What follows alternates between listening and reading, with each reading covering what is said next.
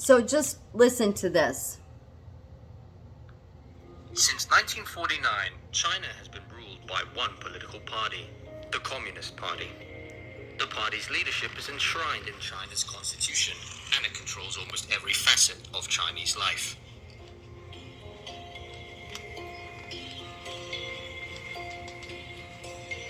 The party is organized like a pyramid. At the grassroots are around 92 million members, about 6.6% of China's total population. Of these, about 2,300 are selected to be delegates at the National Congress of the Chinese Communist Party, which convenes once every 5 years. From within their ranks, the Congress delegates select about 380 to become members of the Central Committee. And members of that committee select the Politburo. The size of the Politburo varies with each leader. There are currently 25 members. A handful of these Politburo members are selected to serve on the Standing Committee, which again varies in size depending on who's in charge. Right now, there are 7 members. The most important member of the Standing Committee is the party's top leader, the General Secretary. Since 2012, that's been Xi Jinping. In theory, the party elects its leadership from the bottom up, but in practice, it's the other way around. The lineups of the Politburo and Standing Committee are actually determined through closed-door negotiations and sometimes behind-the-scenes power struggles. Although their power has faded in recent years, party elders have traditionally played a large role in determining who gets a coveted seat, and their election is seen as a formality. At the same time, the Politburo and Standing Committee ultimately decide who is selected to be on the Central Committee. The election of a delegate to the party congress is also considered a formality. Sound familiar? Sounds exactly like what we have, but we're told we're free. And I'm not going to even go there because who knows? The only thing you can believe at this point is the Bible. But I came upon this because I really have been thinking a lot about this shared governance. This was something long before all of this, knowing all of this stuff the past few years, with magnet and nursing, that always, I thought, why shared governance? What is... And it's because it just seemed like they just wanted to make more work for you. They wanted to be a body of people that's just going to interfere, an unnecessary body. So I found out while looking into this that all the colleges have shared governance. They do. They have committees. They operate very much with an election system. I mean, many people probably don't know that. They have shared governance at the university levels. And I was listening to some professors today that were actually saying, they were saying it's not good because this is how you get all your radical kids.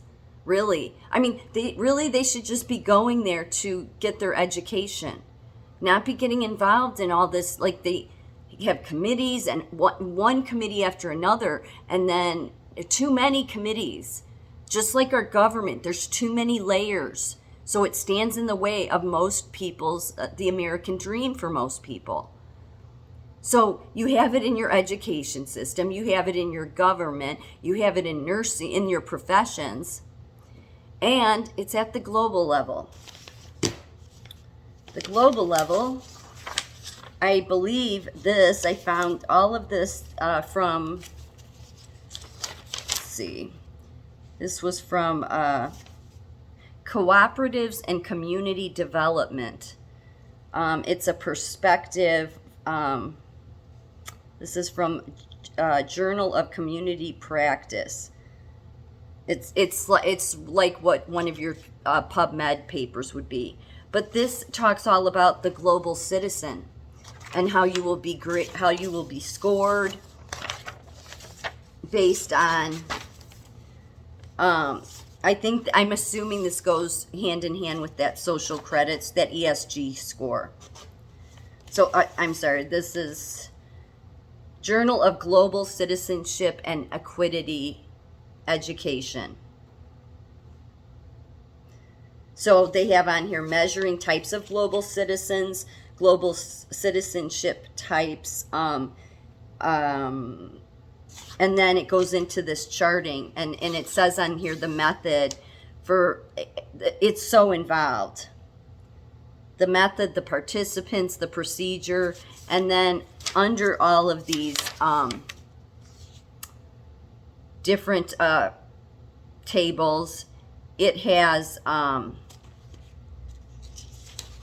environment, political, economic, spiritual, cultural, critical, moral, and it scores you on all these things. Talk about being controlled. This is ridiculous. These people are so insane. So this is what they mean. There's, from what I see, there's eight types of global citizens. I'm not a global citizen. I'm not on board.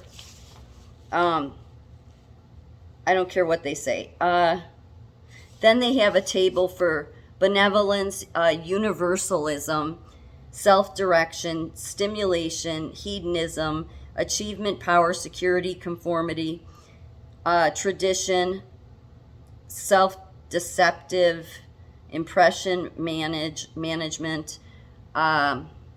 It is so involved. Like, talk about just get a life, people. You had to put all this together.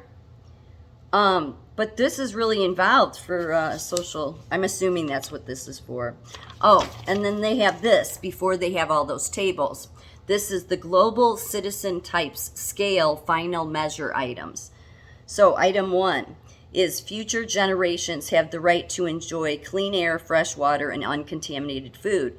Item 2, human beings have the right to enjoy clean air, fresh water, and uncontaminated food. Item 3, humans have a responsibility towards nature. Item 4, everyone needs to do their part to care for the natural environment. 5, we need a one world government. 6, there should be a one world state. 7, the one world government will lead to social justice for everyone. 8, cooperation between nations can be achieved only by a one world government. 9, economic international development is good for everyone in the world. 10, free markets are good for everyone in the world. 11, corporations benefit everyone in the world. 12, corporations are good for the planet. 13, all people are spiritually connected. 14, spiritual and emotional connections among people are the basis of humanity. Stop it. 15, the core function of spirituality is to promote caring for other human beings, coming from the very people that don't know anything about caring.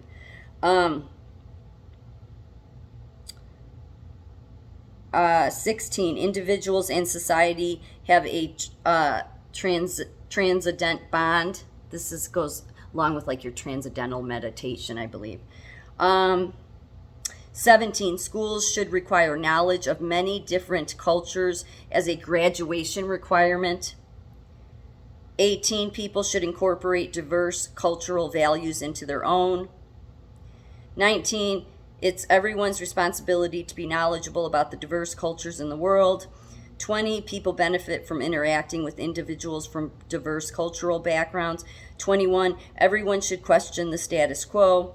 22, people should be involved in the organized struggle for their liberation. 23, people should support the breaking down of oppressive global structures. 24, everyone should challenge oppression in the world. 25, there are universal moral values that everyone should follow. 26, everyone in the world needs to be held to the same moral code. 27, human rights should embody a universal global ethic. 28, one of the laws that every nation should have is a human rights law. These are such stupid people.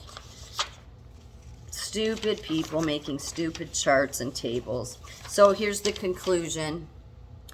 To conclude, in the present research we constructed and provided initial validation of a measure of Oxley and Morris, 2013, types of global citizens. The measure showed a consistent factor structure across 2 samples, and all of the dimensions showed adequate reliability.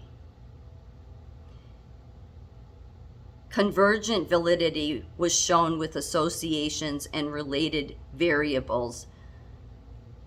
Across the studies, there emerged overlap between the dimensions and pro-social values. I mean, they talk about wanting to just control people. I mean, these people are crazy. These people are so out of their mind. Are they even human? I just wonder. So I know that's a lot. There's a lot there. I can look over it more, but I worked all night, so I'm just tired. But I was looking at this. I was looking some of this stuff up, and so that's thumbing through it. I wanted to mention this about the universities because I listened to that on the way home, and so they have shared governance. We have too much government is my point. And so I really, really think, oh, and the most important part that I did read out of this, that I think I want people to take away and really think about here, considering the fact that we have a system that's not really run much different than China, right? I mean, as far as our government, I mean, the structure of China's government is the same, or maybe a little bit different, but they're told that they get a voice. Well, that's what we've been told, but have we ever? There's been the behind closed door deals, it seems. So it says here regarding cooperatives and community development, we view cooperatives as important vehicles, and I think they're talking about people, important vehicles for mobilization of local resources into a critical mass. However, what we do not have is a framework that can be used to bring the cooperative approach to the fore among community development strategies. There is need to develop a conceptual framework illustrating how cooperatives build trust, promote participation, and foster the creation of networks and economic benefits that help people transition from poverty to better well-being. This paper seeks to develop a cooperative social capital creation model that explains the potential impact that can be achieved using the cooperative business model. So, they want to promote participation. That's why I highlighted this, because it seems in so many of their psychopathic models and plans, it's very important for you to participate. Now, we could say to ourselves, well, we're still under the American Constitution, whatever that means, because it's not being followed. I mean, we're not in America right now. We're not. We don't have freedom. We don't even have freedom of speech. So I think it's important to, I say this a lot in regards to my profession, how it's important for people to really think about what they're being asked to do. You shouldn't just do it just because your boss tells you, or just because your country's told you all your life that you should vote because it's you're free and it's your right to. It's also your right not to vote. I just think there's something to be said for this. They really care about this cooperative. So what they're referring to here is after what I just read. It's after the fallout. So it's after, say, what they did in the Great Depression. The bankers came in and stole a bunch of money, left everybody in ruins. It would be after that how the communities need to be built back together, because they need to have control over it. They still want, even though they're going to come and steal a bunch of money and do so many other things because they're out of their minds, they want to have those people in place that are going to help build the social structure so that they can move you in a direction. They don't care if it's left, they don't care if it's right, they don't care. They just want to move you to participate. So maybe it's like what the movie War Games says at the end. The computer finally figures it out. Not that we're computers, but the computer finally figures it out and says the only way to win the game is to stop playing the game. Maybe the only way to have a free country is to stop voting.